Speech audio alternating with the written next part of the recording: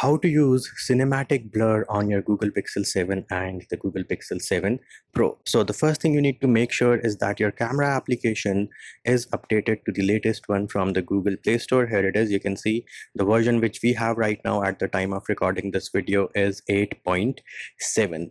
Then you open the camera application and at the bottom you will find an option for cinematic. Select that option. When you select it for the first time, you're going to get a pop-up which will give you a brief description of what this mode does, and then all you need to do is tap on any object, make sure the focus gets locked in, and then when you move around the focus will be locked in, the background will get a cinematic blur effect, and this records at 24 fps. It does have some minor issues with edge detection, but again, something is better than nothing. And before I forget, any videos which you take with this cinematic blur option will have this icon in the top right, which makes it easier for you to realize or remember that this is a video taken with cinematic blur. And there it is, peeps, just a small video showing you how to use the cinematic blur option on your Google Pixel 7 and the Google Pixel 7 Pro.